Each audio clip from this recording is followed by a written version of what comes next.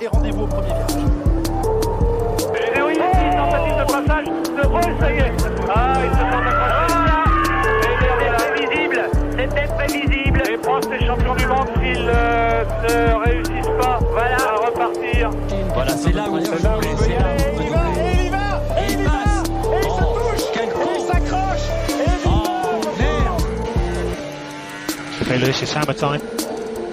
accélère. Toto? Yes. It's called a motor race, okay? Sorry? We went to car racing. This is unbelievable, guys. Can we do this for another 10, 50 years together? On a le droit de faire des erreurs, c'est un principe de base, c'est dans les erreurs qu'on apprend. Quand on fait 2 fois les mêmes erreurs, là c'est qu'on n'a pas appris. Bonjour à toutes et bonjour à tous, bienvenue chez Barbecue F1 sur Barbecue Sport Club, et j'espère que vous allez bien. C'est un plaisir de vous retrouver, on vous remercie de nous suivre, et de nous écouter. Alors de quoi allons-nous parler, voire débattre après ce week-end au Qatar pour l'avant-dernier Grand Prix de cette saison 2025 ? Eh ben peut-être qu'on va commencer par parler de Verstappen, le roi du désert, encore une fois victorieux, c'est incroyable. Franchement, il nous impressionne alors qu'on croyait qu'il était déjà au maximum. Ça continue. Tandis que justement, McLaren, c'est pas du tout la reine du désert. On a la stratégie de course de l'écurie a eu un sévère accident. Mais on avait quand même Piastri qui repointait le bout de son nez sur ce week-end de Grand Prix. Et puis au final, tout ça aboutit à un suspense important pour ce dernier Grand Prix de la saison. On a vu quoi d'autre ? On a vu aussi Sainz et Williams avec une fin de saison qui est super solide. Encore un podium pour Sainz. Ferrari, carton rouge. Ça continue encore. Et puis, il y a quelques informations en plus de la course qui sont tombées. On a eu déjà la confirmation que Hadjar serait bien côté Red Bull en 2026. On a eu aussi Adrian Newey qui serait team principal d'Aston Martin. Autour de moi, Jacques Lafritte, pour parler de tout ça et de bien d'autres choses. Eh bien, on retrouve nos experts. Lance Niol qui est là, qui nous préfère évidemment au barbecue basket. Comment ça va, Lance ? Ouais, bonjour, bonsoir à tout le monde. Oui, avec Geoffrey, l'Alsace / Takuma Sado, on a dû se partager, donc un peu comme les enfants. Vous êtes en... Bon, D'accord. Oui, on est inséparables.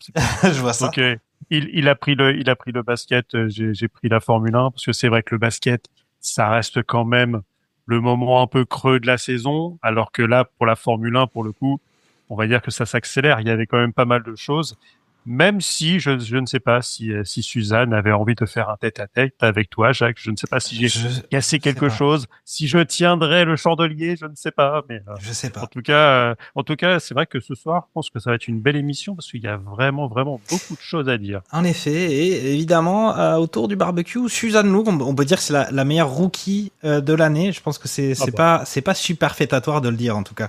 Comment ça va, Suzanne ? Oh là là, superfétatoire, j'adore ces placements de mots. Ça va très bien. Moi, je me suis bien amusée ce week-end. Pour l'anecdote, mon fils de 5 ans a fait sa liste au Père Noël et je lui ai dit « Regarde, il y a la voiture de Charles Leclerc, ton idole ». Il m'a dit « Non, parce que maintenant, il est jamais premier ». Aïe. Je pense qu'il est prêt pour rejoindre Barbecue avec nous. J'aime beaucoup ton fils, tu lui diras. Et jamais premier. Donc, voilà. Mais franchement, j'ai très très très hâte d'être ce week-end. J'en ai parlé toute la semaine à tout le monde au travail. Moi, je suis à fond. Dimanche, faut rien me demander. Ok, on va commencer directement au cœur des choses. On a quand même donc encore cette victoire de notre ami Max Verstappen qui est devenu quand même vraiment notre ami au fur et à mesure de l'avancée de cette saison parce que c'est quand même grâce à lui, grâce à ses performances et celles de son écurie qu'on a tout ce suspense qui nous anime alors qu'on pensait assez vite, assez tôt dans la saison que ça en serait fini. Et c'est encore une victoire pour le Grand Prix, pour lui. Alors, il n'avait pas à gagner la course sprint, mais c'est là où il y a les gros points gagnés, c'était pour la course du dimanche. Et encore une prestation parfaite de sa part. Est-ce que, je sais pas si on fait déjà les pronostics pour ce prochain Grand Prix, mais qu'avez-vous pensé ? Qu'as-tu pensé, Lance, de Red Bull Franchement, la comparaison avec McLaren, elle est quand même assez éclairante, hein, surtout que ça soit le pilote et aussi l'écurie. Qu'est-ce que t'en penses, toi? Non, mais c'est que là, Red Bull et Max sont en train de rentrer. Alors, sont pas en train, mais finalement continuent de rentrer dans la tête des McLaren. Rien qu'à voir les déclarations des uns et des autres, où tu as la chef stratège de chez Red Bull qui se paye McLaren au niveau de leur stratégie, où tu as même Zak Brown qui dit que Max, c'est comme les méchants dans les films. Tu sais, ils reviennent toujours te hanter à la fin, tu crois que c'est terminé, mais le mec, il revient pour un ultime assaut.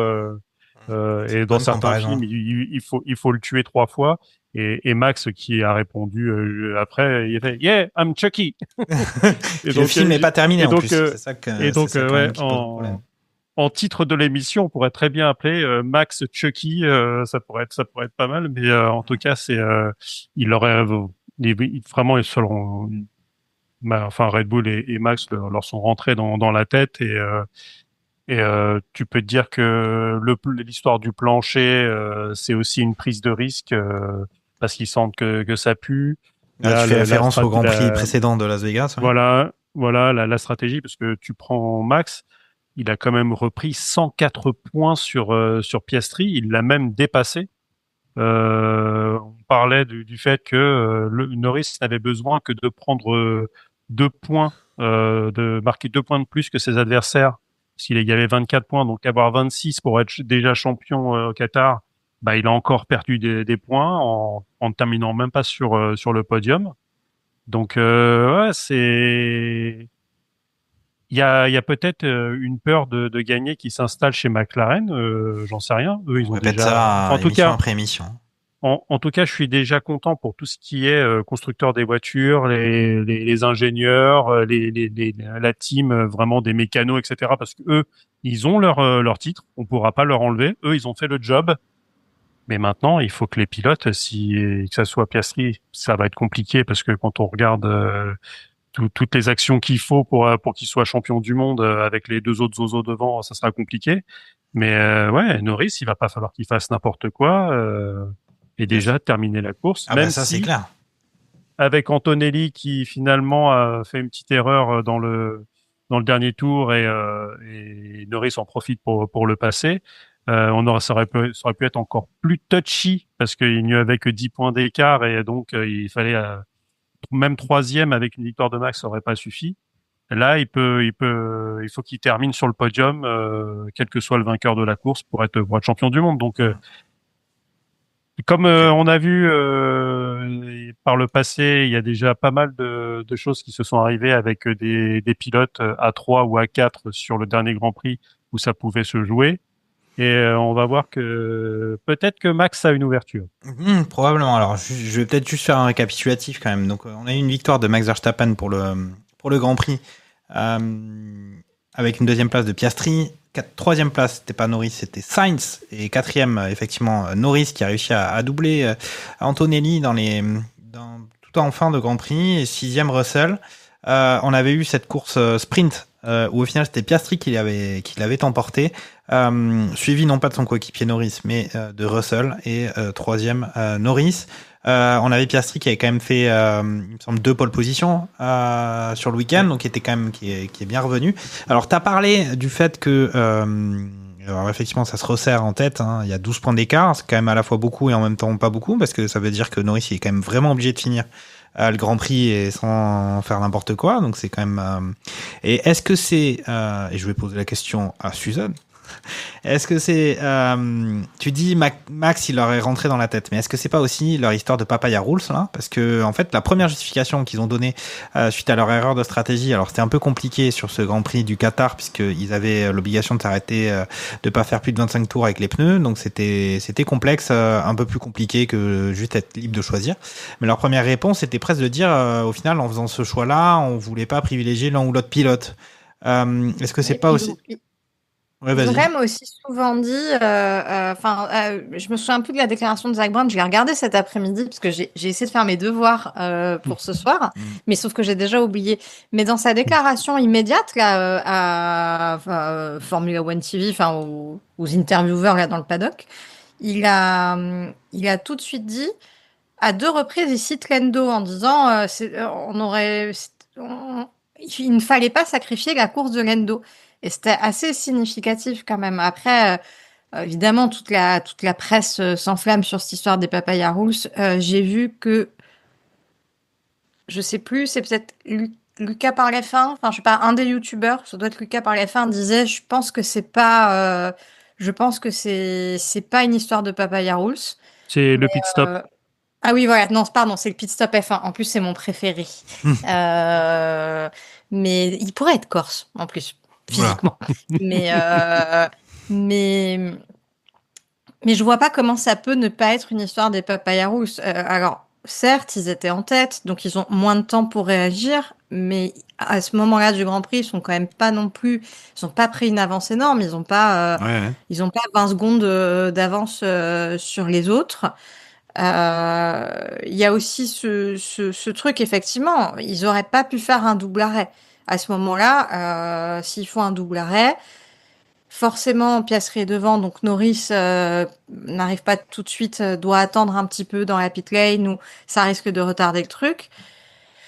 Donc je pense qu'ils ont essayé de sauver Lando, ce qui peut s'entendre en disant on cherche à sauver le titre, mais là ils ont tout perdu sur une décision et c'est terrible. Donc alors est-ce qu'ils se sont quand ils disent on n'avait pas prévu ce scénario-là, j'aimerais vraiment pas être leur dire comme en ce moment quoi, parce que soit ils disent ça pour cacher autre chose, soit c'est vraiment vrai et je sais pas, je pense que quand t'as un truc aussi complexe que dire que tu peux pas faire plus de 25 tours, t'étudies tous les scénarios à chaque tour. Au cas où. Surtout quand t'es au tour frontière. Ou alors ils se sont plantés comme Julien Febvreau qui pensait que c'était au tour d'après. Oui. Peut-être, hein, possiblement. Mais c'est vrai que, en plus ça fait mal quand il y a que toi qui fais un truc. On a souvent dit sur les barbecues F1. Quand on est seul à faire quelque chose, soit on est vraiment géniaux, soit il y a quelque chose qui est pas très très bon là-dedans, et on a l'impression qu'avec McLaren, au niveau génie, ils ont épuisé vite les réserves sur cette saison côté. Ils n'étaient pas tout seuls. Il y avait Esteban Ocon aussi avec eux, mais je sais pas si c'est une référence pour le coup. Ouais. Ils étaient 3, mais c'est plutôt si c'est une référence, mais pas du bon côté. Mais c'est vrai que sur les histoires de l'arrêt, il y avait même un truc supplémentaire, c'est que quand tu es en tête du championnat, tu peux choisir l'endroit où tu mets ton garage au niveau de la pit lane. Alors généralement, tu peux soit le mettre tout au début, soit tout à la fin. Et c'est vrai que là, ils ont choisi finalement de le mettre tout au début, en effet, ouais. ou dans les premières, parce que finalement, quand tu fais des doubles stacks comme ça, si tu es au fond, t'as peut-être aussi moins de chances d'avoir des voitures qui te passent devant le nez. Parce que quand tu pites en premier, donc t'as tes deux voitures qui s'arrêtent, mais après t'as toute la caravane des voitures qui elles rentrent aussi, donc potentiellement une vingtaine de voitures. Enfin non, 18 parce qu'il y en a deux. Enfin non, il y a Nicole Caberg est pas reparti et Pierrot lui est reparti, même si la voiture a eu des petits dommages aussi. Donc finalement tu te retrouves à devoir laisser passer les voitures et à te retrouver englué, surtout pour le deuxième, parce que dans ce cas-là, je pense que Piastri serait peut-être reparti un peu plus facilement, mais aurait dû, je pense, attendre avant de repartir pour pas faire une safe release, parce qu'il y en a eu un ou deux, je crois d'ailleurs sifflé par les commissaires sur ce changement. Donc déjà tu avais ce truc-là, alors qu'en plus, à l'inverse, si tu es en bout de ligne, là généralement vu que tu pites en premier, c'est toi. Sauf un problème de pistolet, c'est déjà arrivé chez McLaren, tu repars en premier. Donc, t'es pas gêné par ceux qui repartent. Il y a que peut-être, dans ce cas-là, Lando qui aurait été gêné pour repartir avec potentiellement un Max, un Carlos Sainz qui lui passait devant. Non, mais ils étaient assez serrés. Donc, assez serrés. Il aurait perdu du temps, forcément, Lando Norris. Mais c'est vrai que dans ce cas-là, tu mettais en difficulté Lando. Ce que j'ai pas compris, c'est qu'à la limite, dans ces cas-là, on sait que tu fais un double arrêt, tu mets Lando en difficulté. Bon, là, ils ont décidé de pas du tout s'arrêter. ils auraient pu tenter une stratégie différenciée en faisant s'arrêter Piastri. Lando reprenait les commandes et puis après, Piastri sortait deuxième derrière lui et ils auraient peut-être pu régler un peu d'avance pour essayer de lui faire un pit gratuit. Et peut-être que ce serait passé ce qu'on avait dit, effectivement, qui était de dire, c'est sûr que la semaine prochaine, si jamais Piastri est devant Norris, ils vont lui dire de le laisser passer. Enfin, voilà, on en serait sans doute arrivé là. En tout cas, c'est très étonnant et c'est pour ça que je pense que, au-delà de je pense qu'ils voulaient protéger Lando et se sont tellement concentrés là-dessus qu'ils se sont pas posé de questions, en fait. Et ça me semble juste vraiment enfin, ça montre qu'il y avait un gros trou dans la stratégie. Elle n'est pas juste ratée, c'est qu'ils n'avaient pas tout envisagé. Alors, c'est difficile de tout envisager, mais c'est normalement leur boulot de stratège.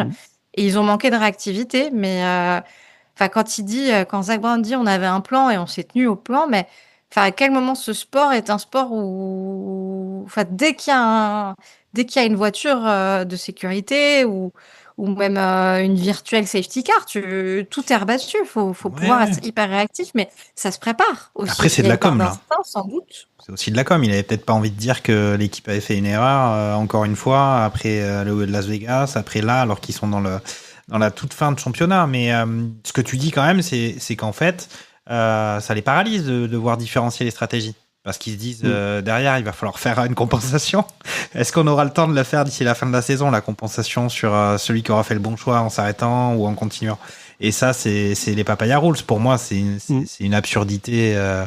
Ils ont fait un peu, au début, tout le monde s'est moqué d'eux avec ça. Puis là, ils ont essayé de faire les grands paragons de vertu, la chevalerie presque de la F1. Mais en fait, c'est pas possible. Enfin, c'est mon avis. Et t'as Zak Brown qui déclare même... nous, on préfère limite perdre avec nos valeurs que de gagner salement. Ouais, c'est la différence entre Red Bull et McLaren en fait. Parce que là, on peut dire ce qu'on veut des Briatore et des Christian Horner. C'est des saloperies en puissance, mais eux, ils savent trancher. Eux, ce sont des teams principaux où ça n'arrive jamais. C'est-à-dire que depuis le début, avec un Piastri largement en avant, Lando Norris, il aurait juste eu à aller pleurer dans les jupes de sa mère et il aurait rien eu. C'est-à-dire que t'aurais avantagé le mec qui était largement en tête, qui était sur le gros momentum, t'aurais tout mis sur lui. Okay. Alors après, on sait que le gros problème est peut-être que la Piastri l'a bien senti. McLaren, oui, c'est l'écurie de Lando Norris et je pense que ça les a vraiment embêtés, pas pour le titre constructeur parce que ça a permis de l'obtenir facilement, mais le fait que Piastri soit vraiment devant comme ça et soit un gros challenger de Lando, je pense que il l'avait pas vu arriver, tout du moins aussi rapidement. Non, je pense que alors c'est marrant parce que j'ai regardé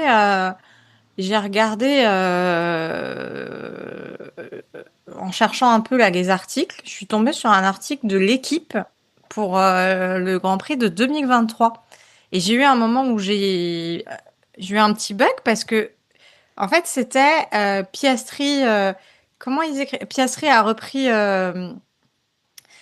Piastri est redevenu un chat félin, enfin je sais plus, il y a toute une métaphore autour du chat où Piastri reprend l'ascendant sur Norris à ce moment-là. Et il finissait et Verstappen était derrière et il finissait par dire McLaren la bonne surprise de l'hiver. Et c'est comme ça que je me suis dit il faut que je vérifie l'année parce qu'il y a quelque chose qui est pas cohérent. Mais il y avait déjà ce truc où Piastri revenait sur Norris déjà en 23 alors que c'est sa première saison. Et en fait il n'évolue pas là-dessus, quoi. Depuis 2023, ils ont recruté un rookie, comme tu le dis, ils s'attendaient sans doute pas à ce qu'il soit pas juste un numéro 2. Mais dès 2023, il y avait quand même des signes très prometteurs, même s'il n'était pas complètement prêt, mais Norris ne l'était pas non plus. Et depuis, c'est complètement tangent. Mais faut quand même pas oublier que Piastri, il a quand même eu le courage et l'audace de ne pas signer avec Alpine à l'époque et de partir chez McLaren. Je pense qu'il faut qu'il fasse attention parce que je suis pas sûre qu'il s'éternise très très longtemps chez McLaren. Il n'a pas intérêt à le faire manifestement puisque même là, alors qu'il a tout aligné et clairement, autant il était complètement à la ramasse ces derniers Grands Prix, autant là, il était de retour. Je l'ai même vu sourire avant la course sprint. Enfin voilà, on sentait qu'il y avait quelque chose. C'est bon, j'y vais. Et même quand ça se passe bien, ça se passe pas bien au final à cause de ça. Donc, et au final, ils ont sacrifié les 2 pilotes. Donc, avec quelque chose qui, je pense, est irritant pour tout le monde et encore plus pour des grands sportifs, c'est de dire, mais en plus, mon équipe passe pour une incompétente. C'est terrible en termes d'image. Donc, Et là, on en heureusement est. que Ferrari est pire. Hein. Ouais, là, on en est sur les réseaux où il y a, je vais pas dire une haine parce que le mot est beaucoup trop fort, mais en tout cas, il y a une antipathie envers McLaren qui est énorme. Là, en fait, je pense que il y a 4 ans, Verstappen était le pilote le plus honni du monde entier parce qu'il a ôté le 8e titre à Lewis. Là, aujourd'hui, tu as l'impression que tu es dans le Seigneur des Anneaux, il a toute une armée derrière lui pour aller conquérir les méchants orques McLaren, quoi. Mais attends, Ah bah, là, et méfie-toi, Lens, mais parce ça que sera ça, le plus- ouais, le destin peut lui jouer quand même un tour aussi à l'envers, quand même. Oui, C'est ça pour qui est le coup, marrant. Et tu voulais dire quelque chose, Suzanne, pardon. Ouais, ça sera le plus. En tout cas, si jamais il gagne, ça sera le plus beau et le plus fou titre de ces 4, enfin, ce qui sera 5 titres pour le moment. Ouais, ça, c'est clair, ouais. En effet, ouais.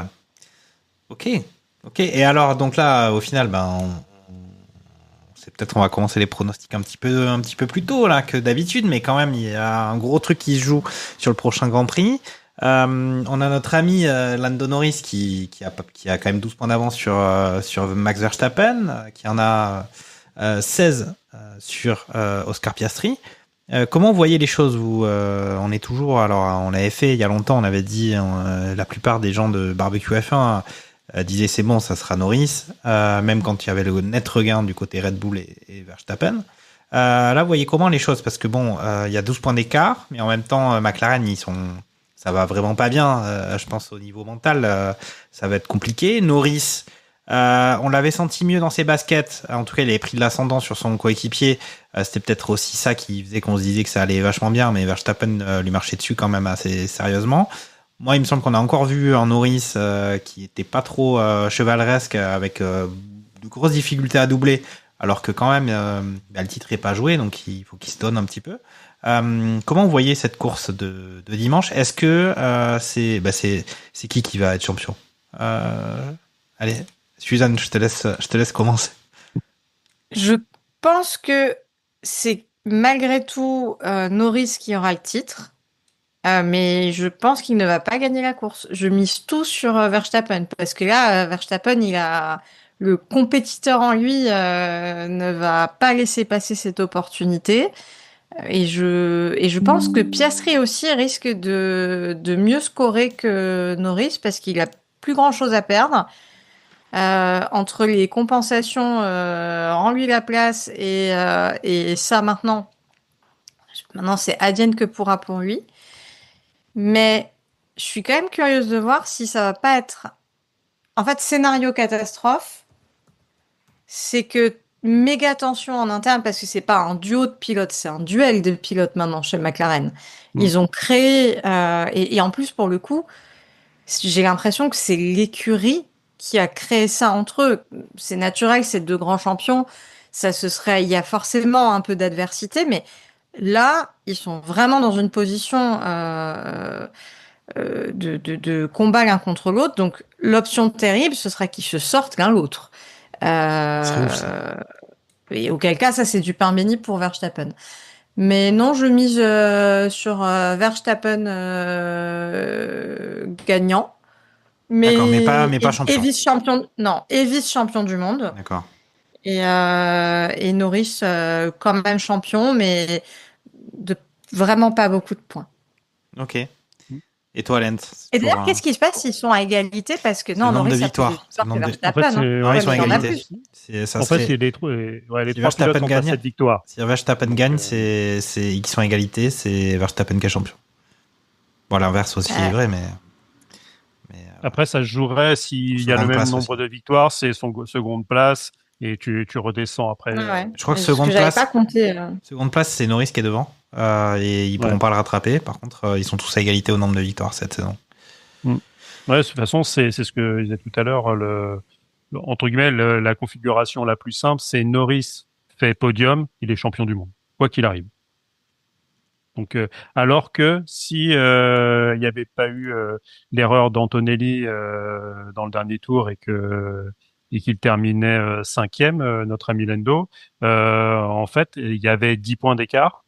Et dans ce cas-là, il fallait obligatoirement qu'il soit deuxième au plus bas si Verstappen était gagné le Grand Prix. C'est-à-dire que troisième, dans ce cas-là, tu te retrouvais dans la configuration égalité au nombre de points, mais Verstappen gagnant le Grand Prix, il était devant à 8. Donc en fait, et c'est là où justement il y a beaucoup de gens qui ont un peu râlé, et notamment beaucoup d'observateurs, parce que ça te privait d'un des scénarios qui faisait qu'est-ce qui se passe si Verstappen est premier, Piastri est deuxième et Lando est troisième.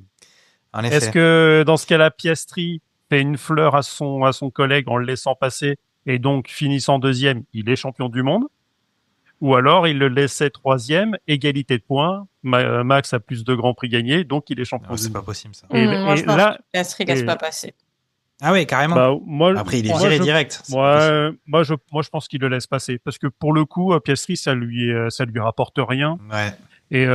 Et au pire, ça te met bon, quoique si, on aurait eu des déclarations comme celle de Pérez un peu plus tard en disant Max, tu te souviens que si j'avais pas bloqué Lewis pendant le Grand Prix, pendant un certain nombre de tours, tu serais pas champion du monde. Et je pense que c'est sûr que tu sens redevable. Et dans un sens, les paparia rules, dans ce cas-là, seraient inversés parce que en 2026, peut-être que c'est Piastri qui devient le leader en disant je t'ai laissé, t'as un titre de champion du monde 2025, 2026 il est à moi.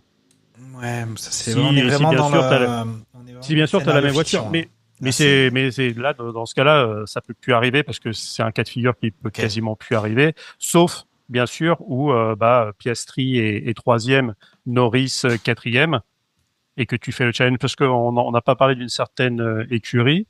Je pense que les Mercedes vont mettre un peu le bazar là-dedans. Et tout ça pour au final pas dire ce que tu pensais de la situation en fait. T'as noyé le poisson, là il est bien au fond de l'eau là. Moi je suis c'est bien joué ça. Dans mon moment antérieur, j'ai pas envie que les McLaren gagnent parce que tout simplement les deux pilotes sont pas les meilleurs de la grille. Le meilleur cette saison c'est Max, donc si tu le mets au mérite, c'est Max qui doit être champion du monde. Ouais, mais donc moi je te demande juste ce qui va se passer le week-end prochain. Mais dans les faits, je pense que déjà tout sera quasiment joué samedi. On aura notre réponse parce qu'il est quasiment impossible de dépasser à Abu Dhabi.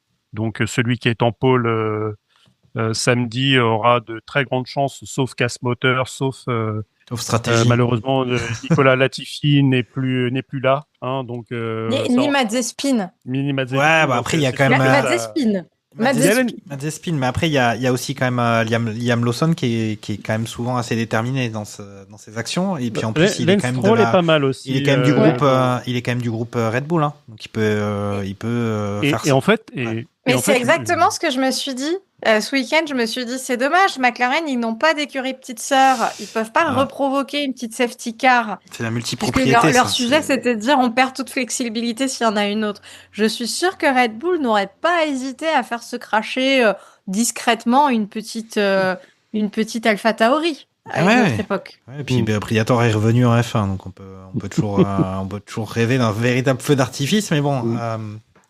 Tout ça, on n'a toujours pas la réponse de Lance Stroll. On n'a toujours pas la réponse de Lance Stroll. Il veut pas. Mais en fait, c'est ça. En fait, c'est ça. Je pense que on est excité, mais dans ce cas-là, comme quand t'es trop excité, il y a des fois, il y a pas grand-chose qui sort au bout. Donc, au final, et toute allusion, bien sûr, serait totalement fortuite. Et je pense que la montagne va accoucher d'une souris et que Norris va assurer et sera champion du monde. Peut-être Peut-être avec panache, parce que c'est quand même lui qui a gagné la course l'année dernière d'ailleurs. C'est lui qui a gagné Abu Dhabi en 2024. En effet, c'était, Donc au Norris, final, Sainz, Leclerc l'année dernière. donc au fait le final pour qu'il remonte un peu dans mon estime, faudrait qu'il gagne le Grand Prix d'Abu Dhabi en disant bah les gars vous êtes fait des films pendant une semaine, mais le patron cette année au final ça reste difficile, moi. hein.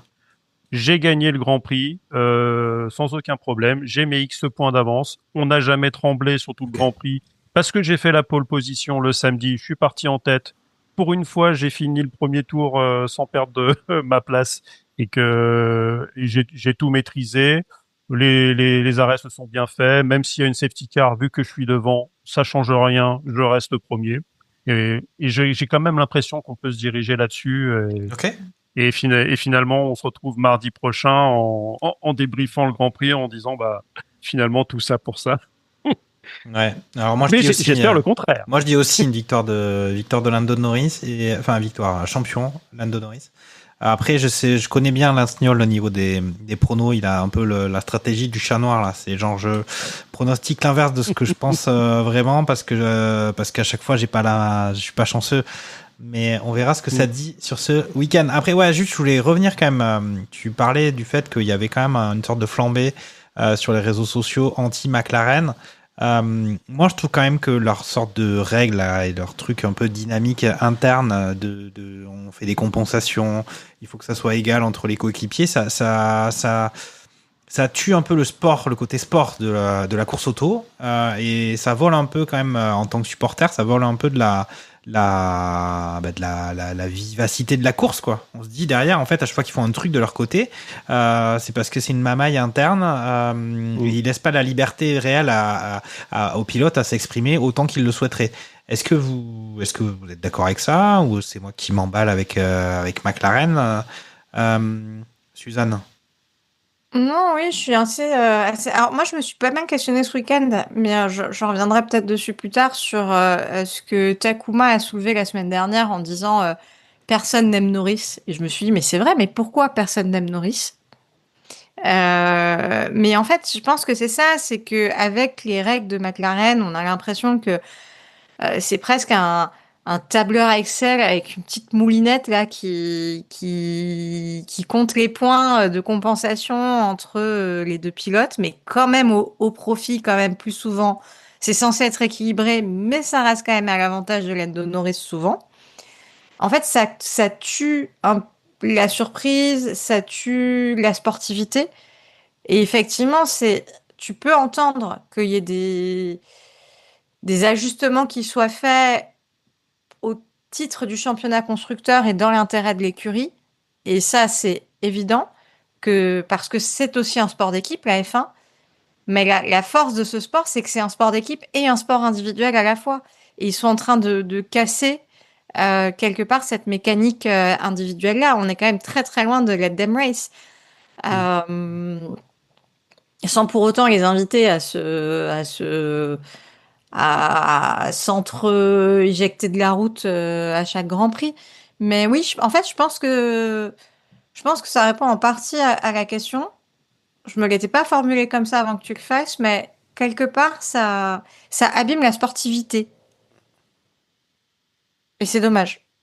Ben, c'est ce que De toute façon, on a toujours eu des trucs comme ça en Formule 1 à chaque fois.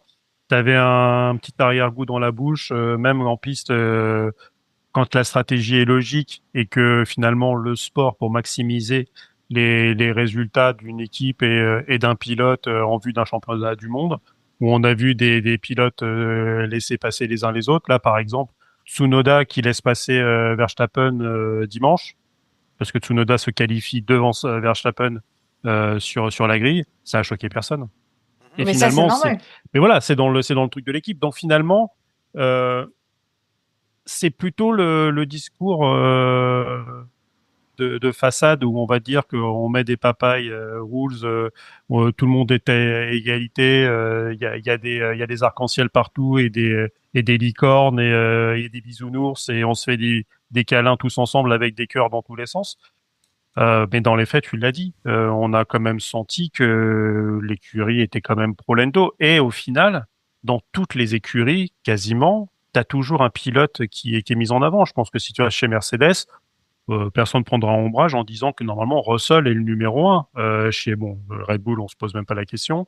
Après, peut-être tu peux te poser dans d'autres écuries, même chez Alpine. Je pense que Pierrot, Oui. c'est le numéro Bah, 1. quand même chez Alpine, c'est sûr. Et si tu dois choisir entre Colapinto et lui, il y a même pas photo. Après, il y avait Albon Sainz chez Williams. Et ce qui a rendu les choses compliquées à l'époque du duo Ocon-Gasly, c'est-à-dire que parce qu'on savait pas, ils avaient dit dès le départ, on n'a pas à choisir entre les deux.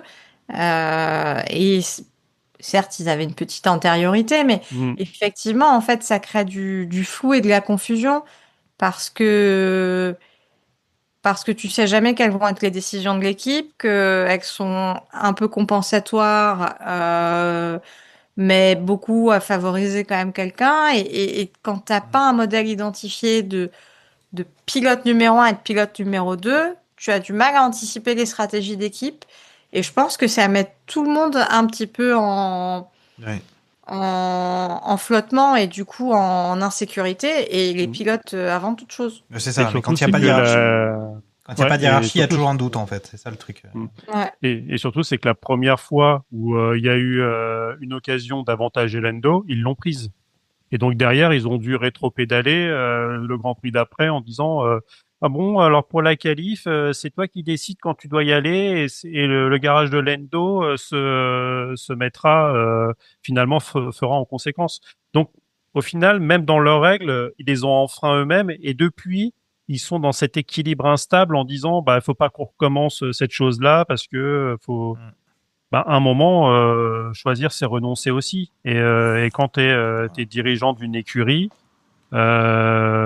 c'est pas comme avec les enfants, t'essayes de pas aimer plus l'un que l'autre, t'essayes d'aimer tout le monde pareil, donc c'est toujours compliqué. Il faut savoir, Lance Niol ne vit sans aucune règle. C'est aussi ça le truc. Mais en fait, ouais, il manque de leadership. Anarchie. Je pense que c'est pour ça. C'est effectivement tout ce que ça. Alors je réfléchis en même temps que je parle. Ça peut être Norris. Ça peut être Norris qui en manque aussi. C'est-à-dire que il y a au-delà du pilotage. Ouais, l'équipe, mais Norris aussi, il s'impose pas comme leader. Il n'arrive pas à incarner ça parce qu'il a probablement, il est très bon pilote, mais il n'a pas cette dimension en lui. Et Piastri, lui, il arrive, il est un peu le petit qui doit faire sa place. Et en fait, son leader, en fait, c'est pas vraiment le leader d'écurie, et pas vraiment, s'impose pas comme un leader. Je l'ai trouvé très hésitant ce Grand Prix. Enfin, j'ai trouvé prudent Norris. Après, je comprends qu'il soit prudent, mais on en revient à ce qu'on disait la semaine dernière. C'était pas le moment pour McLaren la semaine dernière d'être tête brûlée et de jouer avec les règles. Parce que il fallait surtout pas risquer de se faire disqualifier alors qu'elle était très tranquille. Et par contre, c'était pas le moment pour Norris d'être prudent parce qu'il a pas beaucoup d'avance. Alors effectivement, faut pas qu'il se sorte. Mais après, c'est pas juste je conserve mes points, faut qu'ils se battent un peu aussi, quoi. Après, on les rhabille un petit peu sévèrement, McLaren, mais il y a aussi le fait que, ils ont pas 5 secondes d'avance au tour, contrairement à toute leur première partie de saison. Et dès que c'est tendu, dès que c'est serré, en fait, que ça soit question pilote au niveau de la pression, ça tient pas forcément. Question, justement, même au final, au niveau de la voiture, ils ont foiré le truc à Las Vegas. Et là, stratégie, ils n'arrivent pas à suivre. Donc, dès que c'est tendu, dès que c'est ric-rac, dès qu'on est réellement au millième, ça tient pas trop. Donc, c'est ça aussi qui fait que ils étaient à l'aise au début parce qu'ils avaient largement de l'avance, ils avaient vraiment une voiture la plus compétitive. Et là, même Verstappen, il gagne, il n'a pas la meilleure voiture encore. Donc c'est quand même assez parlant. Ok, alors est-ce qu'on parle d'autre chose quand même, parce que on avait Ferrari, mais bon c'est pareil, Ferrari, on va pas encore leur refaire un truc à chaque fois, même si vous avez peut-être envie de parler de Leclerc, d'Hamilton. J'ai vu que Leclerc a fait une grosse interview dans l'équipe. Là, j'ai pas encore eu le temps de parcourir ça, mais pour dire que la saison était un peu difficile. je pense que c'est le truc en tête de l'article. La saison pas simple. Bah ouais, d'accord. On a Vassar qui a encore rappelé que les développements s'étaient arrêtés. Alors, les développements de la voiture de 2025 s'étaient arrêtés peut-être en 2024. Non, il a dit avril 2025. Je plaisante. Je plaisante.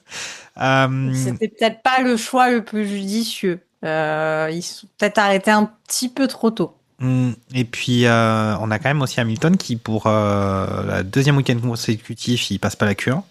On avait Leclerc qui s'est extrayé très difficilement des qualifications. On sait quand même que si on est mal qualifié, c'est impossible de marquer des gros points. Est-ce que vous avez envie de dire quelque chose de plus sur Ferrari ? Moi, je voudrais juste dire que vraiment, ça me brise le cœur. Puisque cette semaine, je suis très impatiente de la fin de saison et que j'en ai parlé à tous mes collègues, il y en a qui s'étaient arrêtés à Ah oui, Hamilton, c'est le mec qui était champion là, il y a 10 ans. Alors, oui. Et qui avait cette image de Hamilton, le mec qui est là depuis très longtemps et qui gagne tout. Donc, des gens qui suivent pas du tout la F1, hein, évidemment, mais... Et en fait, ça me fait vraiment de la peine. Ça pose la question de la fin de carrière des sportifs en général, hein, mais qu'un mec aussi brillant, que moi j'aime tellement, il finisse comme ça. Et en plus, vraiment, ça me fend le cœur parce que c'est terrible. Puis là, on l'entend en fait, soit il fait une interview où on a l'impression qu'il va se suicider dans les 10 minutes après, soit il répète ce que la dame de chez Ferrari lui a dit de dire. Parce que ça fait un peu mauvais genre, tout le monde s'inquiète de sa santé mentale, mais ça se voit qu'il répète ce qu'on lui a dit de dire, et c'est terrible. Et du coup, autant Alonso, alors je sais pas, peut-être que c'est parce que je l'aime pas, enfin pas comme ça. Alonso, ça fait des années, mais Raikkonen aussi, enfin je veux dire, ils ont quand même été un paquet, les anciens grands champions, à faire des saisons un peu nulles dans des équipes qui performaient pas, et parfois même chez Ferrari, hein, c'est quand même pas le premier champion du monde, un multi-champion du monde qui achève sa carrière dans les pires conditions possibles chez Ferrari. Mais je sais pas, là ça me touche particulièrement, sans doute parce que lui est touché plus que ce qu'on a pu voir Vettel ou Raikkonen à l'époque l'être, mais voilà, c'est un peu un sentiment de gâchis. Mais voilà, je pense que c'est la rencontre de mon pilote et de mon écurie, et les deux, ça marche pas. Et voilà, c'est terrible. Je vais émigrer en Allemagne avec les Mercedes. Ah. C'est une valeur sûre. Même quand ça marche pas, ça marche un petit peu quand même. C'est ce qu'on dit depuis longtemps, depuis le fameux trauma. En fait, c'est aussi ce qu'on disait lors de la dernière émission.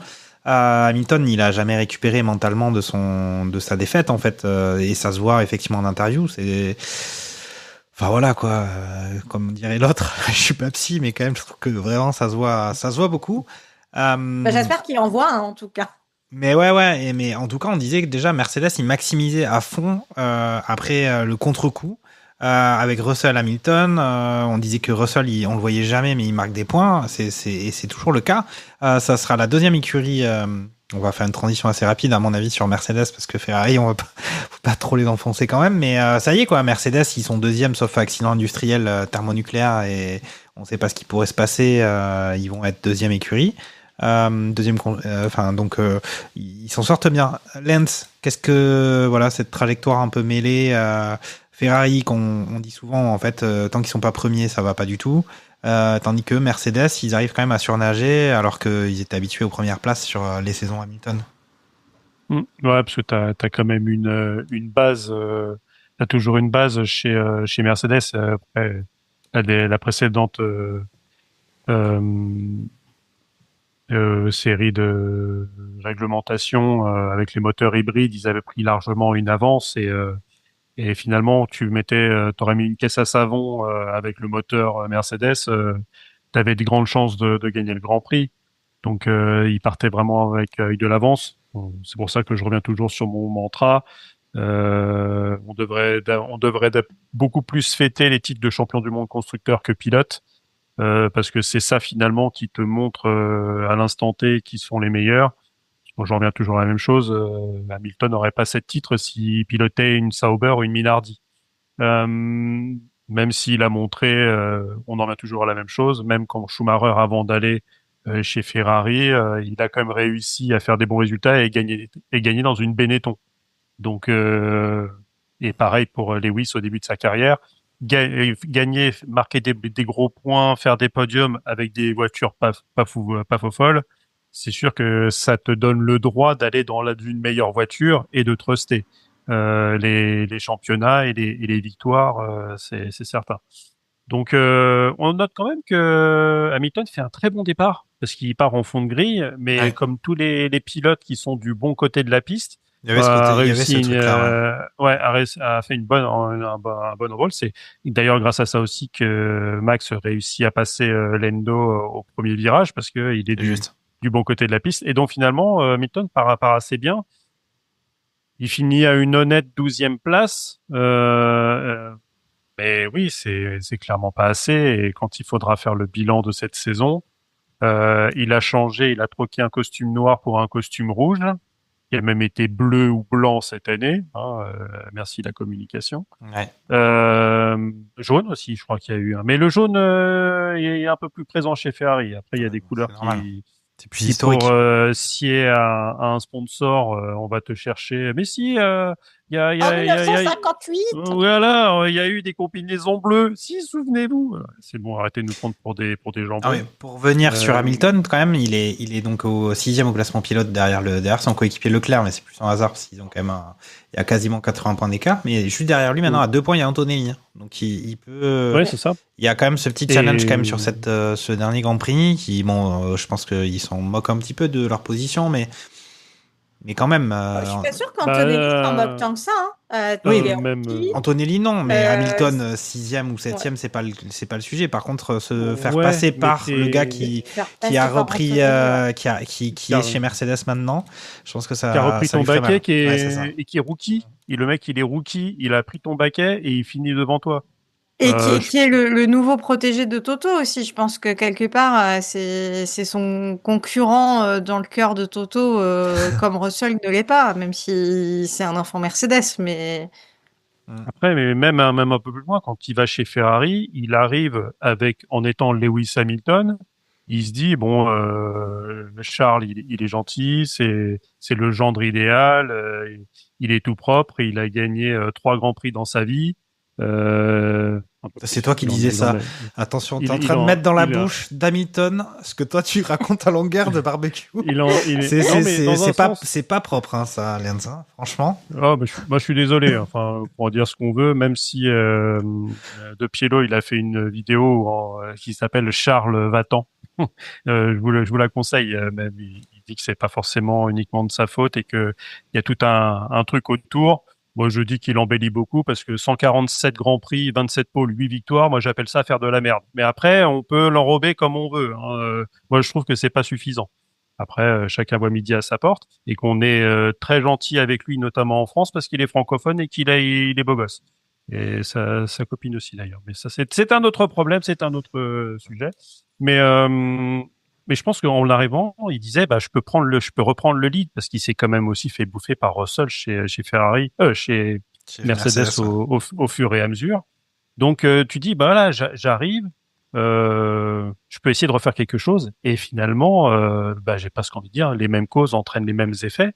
Et que là, il voit que dans une écurie différente, finalement, il arrive à la même chose, voire même cette année, c'est la première année, sauf peut-être si ça gagne ce week-end, j'y crois pas beaucoup.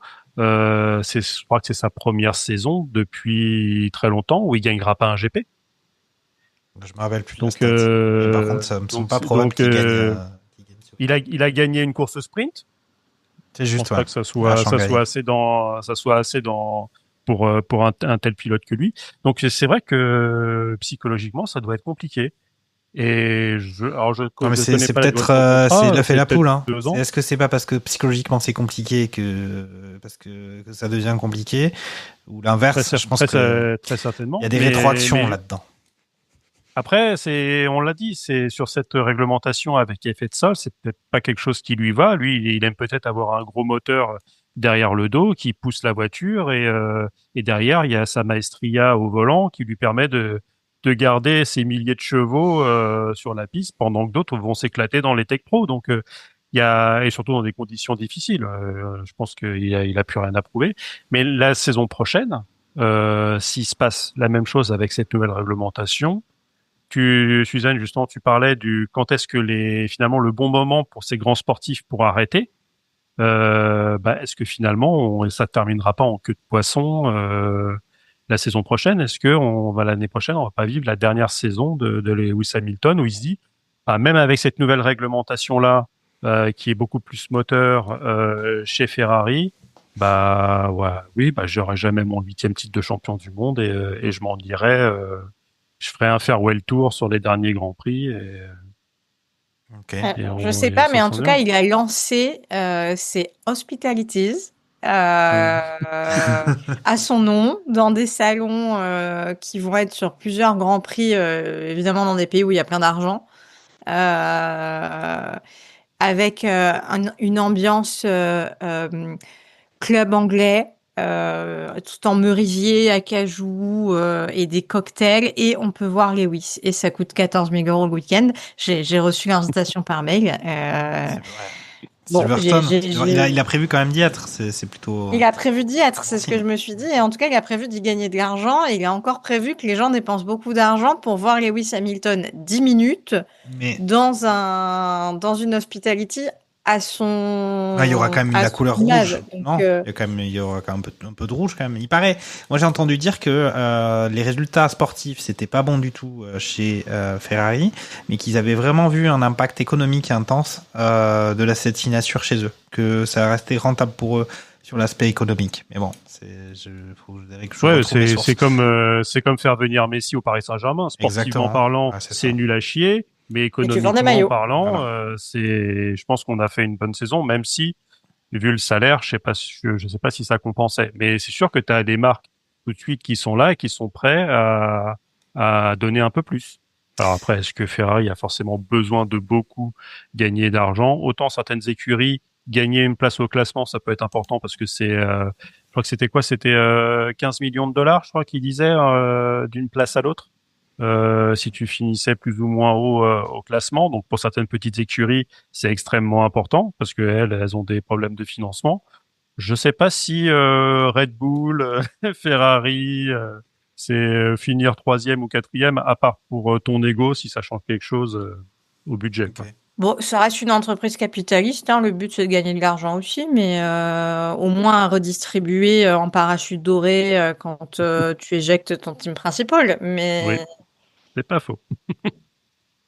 Ok. Est-ce que vous avez envie d'ajouter des choses sur ce Grand Prix? On a parlé de Sainz et on avait déjà parlé sur le Grand Prix précédent qui a quand même pris le dessus sur son coéquipier Albon et Williams quand même qui est globalement fait une très bonne saison. C'est un peu le renouveau de Williams. On avait senti venir un peu avec l'arrivée du team principal.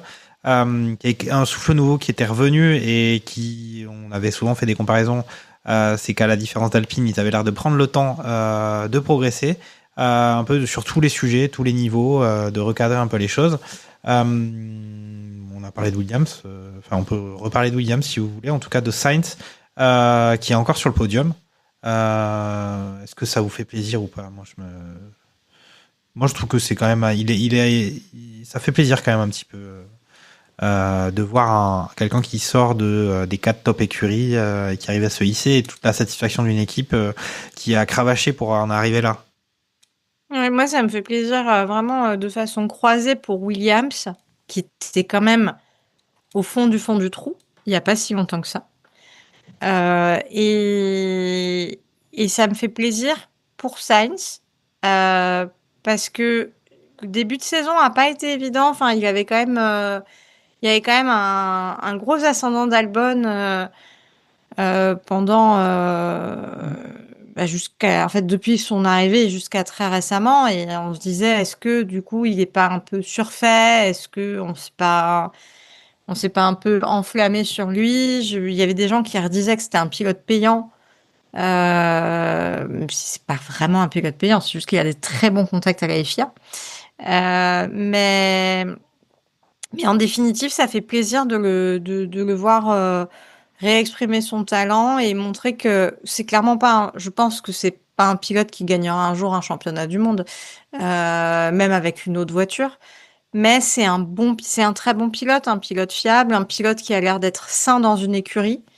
En tout cas, alors, il y avait eu des tensions avec Charles Leclerc, mais la gestion peut-être chez Ferrari, c'est pareil. Ils avaient toute une époque où c'était pas très très clair leur façon de gérer leurs pilotes, qui était numéro 1, qui était numéro 2. On en revient toujours un peu aux mêmes choses. Mais du coup, ça fait plaisir de voir ce bon pilote confirmer qu'il est un très bon pilote et pour le coup un pilote très adaptable parce que c'est quand même l'un de ceux qui a le plus changé d'écurie dans le paddock actuel dans une même réglementation. Donc c'est plutôt chouette. Ok. Lance, tu veux ajouter quelque chose ou Suzanne a tout dit? Ouais, Suzanne a tout dit. C'est vrai que c'est quand même pas mal. Alors après, dans les trucs comme ça, est-ce que c'est Albon qui performe moins et Sainz qui reprend le dessus ou peut-être tu sais jamais trop dans ce cas-là. Bon voilà, en tout cas, quand il y a des places à la fin que tu passes le drapeau à damier. Albon est toujours devant, classement pilote. Hein. Ouais, mais c'est vrai qu'il, comme l'a dit Suzanne, il avait pris largement de l'avance et pour le coup, Sainz revient bien. Mais là Sainz qui a fait 2 podiums. Ouais, sur cette fin, Sainz, c'est pareil, il a fini P2 l'année dernière à Abu Dhabi. Donc c'est peut-être aussi des circuits qui lui vont bien sur la fin de saison, où il a peut-être un peu plus de confiance. Même si dans les faits, c'était peut-être pas clair chez Ferrari, pour moi ça a toujours été clair. Hein, ils ont un chouchou, qui d'ailleurs ça commence par les mêmes lettres. Et c'est peut-être là aussi où tu as parfois du mal à digérer, comme à l'époque où Pérez avait, quand il était pendant 5 grands prix à touche-touche avec Max, où il voulait prendre un peu d'épaisseur, et je pense que chez Red Bull, on lui a même pas laissé un espoir, et c'est ce qui l'a terminé psychologiquement, le père Pérez, où après, il arrivait même plus à sortir de Q1, quoi. Côté Ferrari, je pense qu'on a dû lui dire peut-être moins directement que c'était Charles first et lui après, et lui, il avait quand même l'impression de faire quand même jeu égal et que s'il voulait continuer et peut-être aller chercher mieux ailleurs, valait mieux qu'il s'en aille. Et en allant chez Williams avec Albon qui était aussi bien installé, c'était pas forcément évident, mais on sait, est-ce que d'ailleurs Williams c'était pas une roue de secours où on disait qu'il était en contact avec Audi pour potentiellement aller là-bas en signant pilote numéro 1. Ça avait surpris. Là, on voit que ça avait surpris quand même cette signature. Donc c'est pour ça, c'est peut-être que lui justement attendait à ce qu'il y ait un plus gros poisson, un peu comme ces joueurs libres de tout contrat en foot qui attendent qu'un gros club vienne les prendre libres à l'intersaison et qui au final le 10 septembre acceptent de s'engager libre dans un club qui de bas de tableau à salaire un peu plus réduit parce que finalement t'as des prétentions et personne veut s'aligner sur tes prétentions. Ouais, surtout qu'il y avait eu tout ce truc où Sainz, en gros, bloquait la période de transfert parce que c'était de son choix, qu'il allait y avoir une sorte de domino. Et puis il avait choisi Williams, ce qui était assez surprenant tout de même. Ok, finalement, il a bien fait parce qu'avec en plus cette réglementation qui arrive, où Williams aura probablement son mot à dire la saison prochaine. Tu termines P5 constructeur. En tout cas, tu es sur une bonne dynamique pour attaquer la nouvelle réglementation avec un duo de pilotes qui donnera du fil à retordre aux grosses écuries, quoi. Mais d'ailleurs, moi, ça m'avait beaucoup rassuré sur l'avenir de Williams parce que, alors peut-être que je fantasme complètement le clan Sainz, mais j'ai l'impression que, pour le coup, c'est une famille qui connaît très très bien la F1, qui manage complètement la carrière de Carlos Junior et qui se pose la question de la viabilité des écuries, beaucoup plus que l'entourage d'autres pilotes peut le faire, parce que là-dessus, il joue pas à armes égales. Et donc, qu'il ait fini par aller chez Williams, moi, je l'ai pas perçu comme un choix par défaut. Je me suis dit, ah ouais, ça doit bien s'annoncer quand même pour 2026. Ouais, on avait parlé quand même pas mal d'Audi, puisque son papa avait quand même des liens forts avec Audi, et finalement, ça s'était pas fait. Ok, très bien, mais pour moi, on a fini sur ce Grand Prix du Qatar. On va passer assez vite sur les pronostics d'Abu Dhabi, parce qu'on a un peu dit quand même le truc le plus important, c'est qui sera champion. Moi, je pense que ça sera Lando Norris. Mais on va essayer quand même de faire le prono du podium de ce Grand Prix d'Abu Dhabi. Lens avait déjà dit que c'était Norris qui avait gagné l'année dernière. On avait eu Sainz 2e et Leclerc 3e. Suzanne, qu'est-ce que tu vois sur le podium? Je sais pas si tu l'avais précisé exactement, mais tu avais quand même annoncé, il me semble, une victoire de Verstappen. Verstappen, ouais. Je mets Verstappen en 1. Piastri en 2 et Antonelli en 3. Je sais pas, Kimi, là, je le sens. Il va nous faire une petite perf. Okay. Et donc, tu as dit que c'était qui le champion à la fin de la... Mais le champion à la fin, c'est quand même Lando. Mais s'il finit P4, ça marche pas. Non, là, avec ton pronostic, c'est Verstappen qui est champion du monde. Là. Ah oui, bon, bah alors ça marche pas. C'est marrant quand même, ça serait marrant, mais bon, la cote est pas mal, mais est-ce que tu maintiens? Non, bon, bah alors Norris en 2, mais Antonelli en 3. D'accord. Mon cher Léon. J'ai fait un bac littéraire, hein. Vous savez, j'ai arrêté les maths en seconde, donc non, mais je crois que là, c'était même des additions, c'est difficile. Tu as beaucoup parlé de ça, mais je pense que c'était un peu le choix du cœur quand même. Mais bon, oui, c'est vrai. Voilà, c'est un lapsus. Oui. Lens. Mais moi, j'avais dit que Lando serait champion, mais en fait, j'ai pas envie. En fait, j'ai pas envie. Non, mais en fait, mon envie, c'est Verstappen 1, Russell, Antonelli P2, P3. Ah, ça me ferait plaisir. Ah, donc en fait, je pense que les Mercedes vont tuer McLaren. Ah ouais, mais on n'a pas trop... dans ce cas, ça serait même encore... imagine le truc encore, c'est qu'il y a 4 ans, oui, même si c'est même 5 ans, parce que ça serait le 5e titre.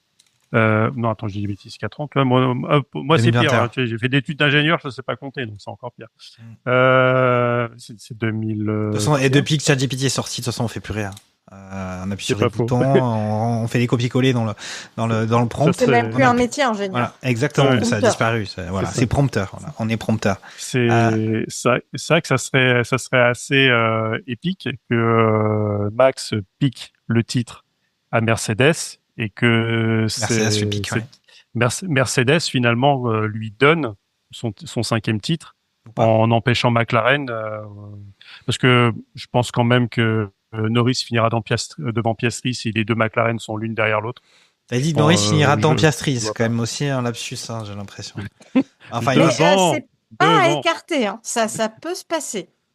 Mais il y a quand même, il y a une tension, il y a alors, ils ont rarement donné l'impression d'être sur le point de se sortir l'un l'autre. C'est pas non plus à Hamilton-Rosberg, mais si, il y a une bataille où c'est Norris en milieu de saison. Ouais, c'est Norris qui abandonne, mais okay. Mais là, tu vois, pour le coup, c'était pour le lead, t'es en milieu de saison. Là, quand même, Piastri, faudrait vraiment. Alors, ça s'est vu, hein, un 3e à la dernière journée. Vettel d'ailleurs, c'est comme ça qu'il gagne son titre de champion, qui finalement profite du fait que les autres performent moins ou après avec les voitures qui n'arrivent pas à se doubler, on en a toujours la même chose hein, sur ce Grand Prix d'Abu Dhabi. C'est la track position qui fait tout. T'as un petit souci. Alors après, j'espère quand même que il y aura de la pluie. Non, c'est pas possible. Que les Racing Bulls ne viendront pas jouer les troubles fêtes. Ah, ça faudrait que ça soit ça, hein. T'as dit un Isaac Hadjar qui est pilote Red Bull l'année prochaine de manière officielle. Ah bah, ça peut être un joli cadeau de bienvenue. À son futur copain Max. Non, ils sont capables plutôt de faire ça à Tsunoda jusqu'au bout du bout l'emprise. On t'a maltraité tout ce temps-là et on va te sacrifier une dernière fois et après t'es à la retraite. Ah, ça semble être plus logique. Je suis d'accord avec Suzanne, c'est plus logique. Il s'en va, ça peut Tsunoda, partir comme ça. Pardon ? Et il s'en va même pas. Il sera pilote réserve Racing Bull. Oui, il s'en va. Ouais. C'est gentil. Ok, donc toi c'est Verstappen, Russell, Antonelli. Moi, ça sera Norris, Verstappen, Piastri. Mon pronostic, voilà, on est. Ouais, mais c'est sûrement ce qui va arriver. C'est ça le pronostic, mais bon, là il y a la passion. En même temps, il y a 5 barbecues, on a dit, mais jamais Verstappen peut revenir dans la course. Là, c'est un peu un effet d'aubaine, mais McLaren. Franchement, c'est possible. Imagine un mec qui a mis 50 € sur Verstappen champion du monde en milieu de saison. Imagine le mec, il se dit, j'ai peut-être mes vacances à la montagne et à l'été qui seront payées si un mec finit champion du monde dimanche, quoi. Donc, on n'est pas encore sponsorisé. Alors Winamax et tous les autres, et BetClick, tout ça, ils nous contactent jour après jour pour nous sponsoriser, mais c'est juste, voilà, des paris sportifs. Nous avons des valeurs. On a des valeurs. On a Carlos Miser, qui nous interdit d'être sponsorisé par un club de paris sportifs. Il est à l'actionnariat de Barbecue Sport Club, et donc on n'a pas pu donner suite. Là, on serait justement, comme dit Lens, on serait sur notre yacht quelque part, mais on peut pas à cause de lui. Si tu nous écoutes, on pense à toi. Mais je sais pas trop la cote. Je suis pas sûr que c'était si mirobolant que ça, parce que 50 balles et puis avoir un yacht, il faut quand même. En mi-saison. En mi-saison, champion. Là où il y a 6 ou 7 grands prix derrière, où il a 100 points de retard. Écoute. La cote, elle était pas très très haute. Hein. On n'est plus aujourd'hui sur la saison 2023 où on en rigolait, où la cote d'une victoire de Max sur un grand prix, elle était de 1,15. Enfin, c'est en matière de cote, c'est quasiment du 95% sûr, quoi. Après, en même temps, c'était assez réaliste. Ouais. C'était ça. D'ailleurs, il en avait gagné combien sur la saison? 17 sur les 23, sur la vingtaine de points. Je sais plus combien il avait gagné le Grand Prix, Max. À peu près sur cette saison-là. C'est vrai que c'était. Il y avait eu un abandon moteur, je crois. Il y avait une seule victoire qui n'avait pas été Red Bull, c'était Sainz, justement. Ah oui. Et il y avait eu Pérez qui en avait gagné 2. Donc t'imagines, il y avait combien de Grands Prix? Il y avait c'était 22 Grands Prix. Et il me semble qu'un des 3, il a abandonné ou il a crevé ou je sais plus, mais enfin, c'est pas de son fait, quoi. Ouais, mais je crois qu'il avait gagné 19 Grands Prix sur 22, je crois, un truc comme ça. Enfin, bon, effectivement, c'était écrasant. Ok. Alors, on a un peu. Pour moi, c'est le sujet de fin de ce barbecue, ou alors peut-être avec New Way, mais on en a parlé. Ça y est, Adjar s'est confirmé. Ça y est, il prend le baquet à côté de Max Verstappen. Donc, on n'est pas surpris. En même temps, est-ce qu'on n'est pas un peu intimidé pour lui, parce qu'on sait que c'est un peu le baquet de l'enfer? Qu'est-ce que vous en pensez? C'est une nouvelle assez... À l'heure où on enregistre, c'était hier. Je crois la nouvelle est tombée officiellement. Qu'est-ce que vous en pensez maintenant qu'on est dans cette vérité-là, de ce transfert vers le haut pour Isaac Adjar? Suzanne, qu'en penses-tu? Moi, j'ai l'impression d'être la maman inquiète. C'est trop tôt. Il est trop petit, Isaac. C'est pas le bon moment. Non. Je sais qu'il y a plein de gens qui étaient hyper enthousiastes, et en vrai, ça fait plaisir parce que en plus, il est français, parce qu'il est super fort, parce que franchement, cette année, il performe. Mais ceci dit, les rookies performent. Oui. Hormis Colapinto, mais bon, est-ce qu'on peut vraiment évaluer dans son tracteur? J'ai l'impression que même ma Fiat 500, il ferait mieux avec. Mais Adjar, il a cette petite touche en plus, et ça fait plaisir. Mais moi, ça me fait très peur. Et là, il fait des choses incroyables avec sa voiture moyenne.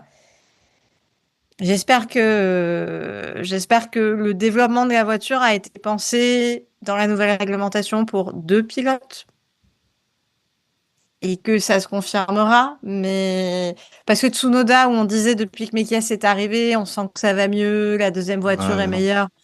Bon, ça c'est pas vraiment vérifié. Après, Tsunoda Adjar n'est pas Tsunoda, mais bon, voilà, je suis inquiète pour mon petit Isaac. Ok, Lance, ton avis, après, c'est un sport de compétition aussi. On pousse ses limites. Si on peut pas refuser l'obstacle, d'une certaine manière. Mais toi, tu vois la situation comment, Lance? Pour moi, il a un peu toutes les cartes à la différence des précédents qui sont cassés les dents. Ce changement de réglementation concomitant à son arrivée, quand même, lui donne quand même peut-être plus de possibilités que pour les autres. Lance, qu'en penses-tu? Ouais, je trouve aussi c'est un peu le bon moment, mais il y a surtout, c'est que Isaac, en fait, lui, il est pas dans ces dispositions-là. Lui, tu sens il en veut. En fait, même quand il était en F2, tu vois que c'est un gagneur. C'est de la même trempe que des Piastri. Tu vois qu'il y a de l'ambition, mais de l'ambition dans le bon sens. Les mecs, ça veut tout bouffer. Si tu demandes à Isaac, Isaac, est-ce que tu seras champion du monde un jour? Il va te dire oui. En tout cas, je vais tout faire pour le faire. Alors que tu as d'autres pilotes, tu prends Lando Norris, souvent j'étais un peu sur son dos. Bah Lando, est-ce que tu seras champion? Ah ouais, je sais pas. T'es limite. J'aimerais bien. J'aimerais bien sur un malentendu. Là, c'est limite ça cette année. T'as un malentendu. T'as la meilleure voiture depuis 1 an et demi, mais t'en es encore à devoir te battre pour être champion du monde à la dernière course. Donc déjà c'est donc finalement, Isaac, lui, il y va dans le bon état d'esprit. Il y va pour tout bouffer. Alors attention à pas se brûler les ailes non plus, à surconduire pour montrer que. En tout cas, il a fait vraiment de très belles choses dans la Racing Bull, même si on a vu que parfois Lawson était aussi pas très très loin. Lawson, justement d'aller chez Red Bull, il avait montré avant de non Red Bull, il avait montré des belles choses dans la voiture blanche. Et on a vu qu'il a duré 2 courses et il est vite reparti dans le sens opposé, donc ça peut aller très vite.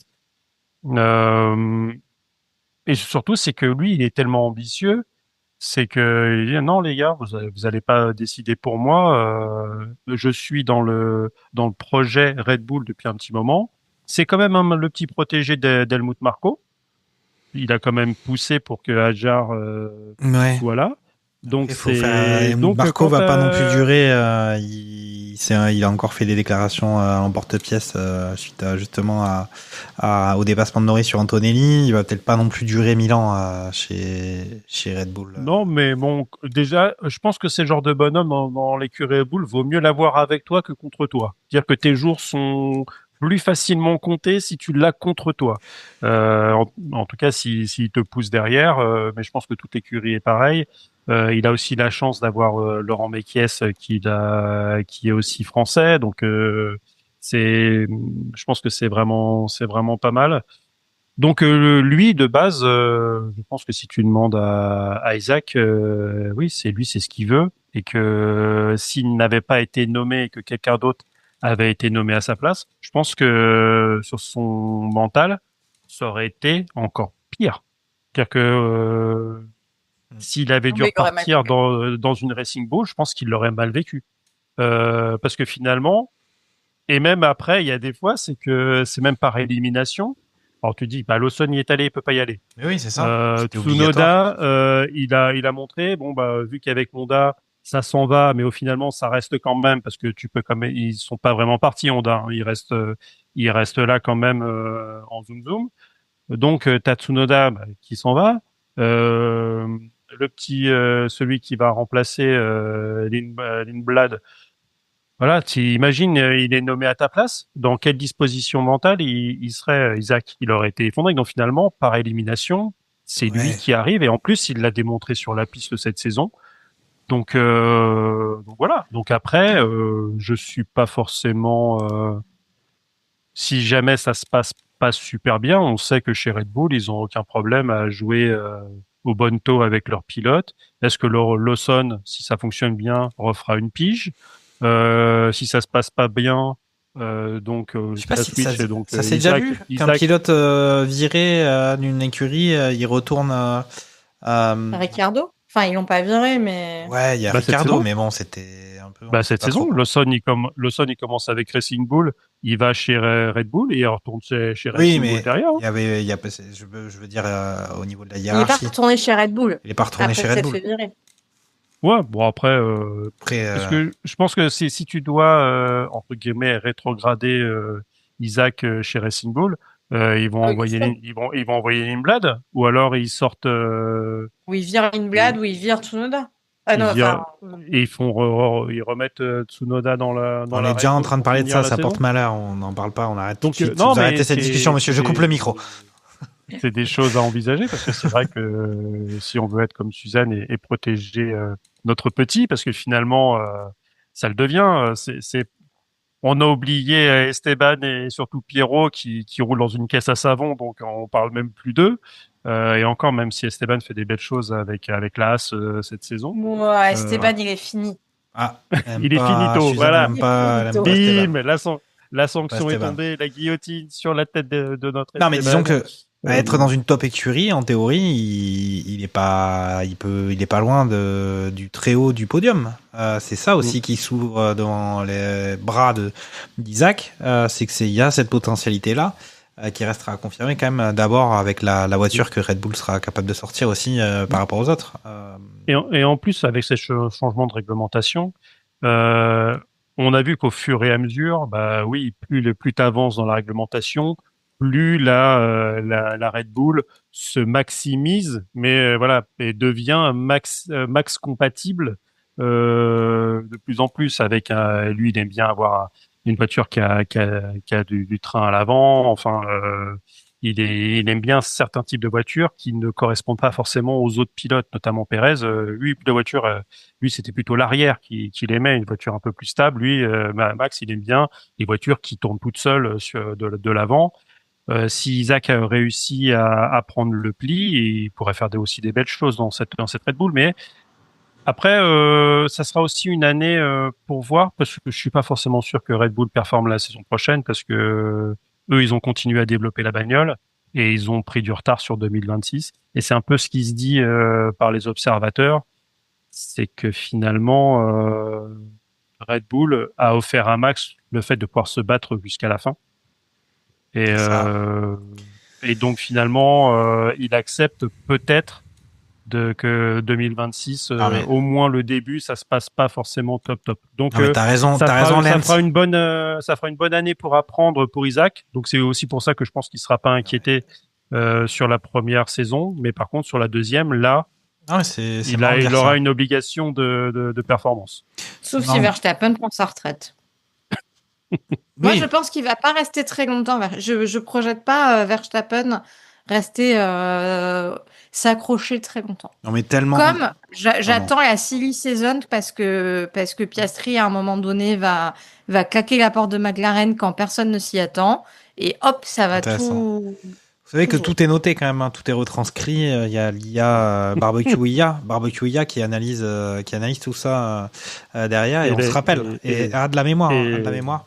Mais ce que je constate, c'est que la FIA qui nous écoute. Jamais mais en fait, ce qu'il y a, c'est qu'on maîtrise tellement les pronostics de la saison en cours et du Grand Prix d'après que là, on fait les pronostics pour la deuxième saison d'Isaac Hadjar chez Red Bull. Donc c'est quand même, c'est du haut de gamme. On est dans le turfu. À tous ceux qui nous écoutent. Voilà, on est assez dingue. Est-ce que vous avez envie d'ajouter des choses à tout ce qu'on a dit déjà après cette déjà belle émission?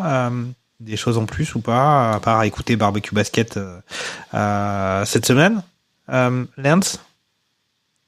Bon, non, je pense qu'on est pas mal. Je suis comme Suzanne, j'ai vraiment hâte d'être à ce week-end, et notamment sur les qualifs, où ça sera vraiment pas mal, et bien sûr dimanche où faut qu'il y ait quand même des petites choses qui se passent, qui est une petite, s'il te plaît, Lance Stroll, prends-toi un mur. Ah, il y a des candidats. Fais quelque chose. Fais quelque chose de ta vie. Sers à quelque chose pour une fois dans la saison. Hein, on a toujours l'impression qu'il est endormi. Allez, prends-toi un petit mur. Alors pas trop tout de suite, mais du style les McLaren se sont arrêtés pour pit. Bim, tu te prends le mur comme ça, Max. Il peut piter, il leur passe devant. Allez, des trucs comme ça. Mais c'est ça un peu le problème d'Abu Dhabi, c'est que généralement, s'il n'y a pas un mur ou s'il n'y a pas des accrochages sur les premiers virages avec des mecs qui coupent et des 5 secondes de pénalité qui tombent dans tous les sens, 5 ou 10. On verra d'ailleurs si les commissaires sont sévèrement burnés, comme dirait l'autre, pour attribuer des pénalités identiques à celles qui sont passées sur les derniers Grands Prix. Non, on a bien vu Michael Masi. D'ailleurs, j'ai bien aimé sur le groupe. Michael Masi est appelé pour le dernier Grand Prix cette saison. Pour donner le titre à Max Verstappen. Exactement. Donc franchement, il y a quand même pas mal de petits trucs, mais il y a quand même, je te disais tout à l'heure, c'est cette peur quand même que ce beau soufflet qui peut être magnifique et faire 3 mètres de haut, en fait, retombe comme une vieille baudruche crevée et bon à mettre à la poubelle, quoi. Donc, Ok. Bah, c'est vrai que si le Grand Prix est ennuyeux, ce qu'il peut être, on va être un peu déçus. Mais après, faut pas oublier que cette saison, elle était quand même assez ennuyeuse jusqu'à très récemment. Moi, j'étais plus tellement dans le mood. Enfin, je regardais quand même religieusement mes Grands Prix, mais bon, en faisant un peu autre chose aussi parfois. Je fais des bonnes siestes cette saison. Et là, la fin de saison est quand même Voilà. La qualité des siestes s'est dégradée, quoi. C'est ça que tu... Ouais. Ok. Ok, d'accord. Bon, mais merci pour cette belle émission, l'avant-dernière de cette saison sur Barbecue F1. Ça faisait très plaisir de se retrouver pour parler de cet avant-dernier Grand Prix et avant le Grand Prix de cette fin de saison et de savoir qui enfin sera champion du monde. Eh ben salut, ciao ciao. Ciao.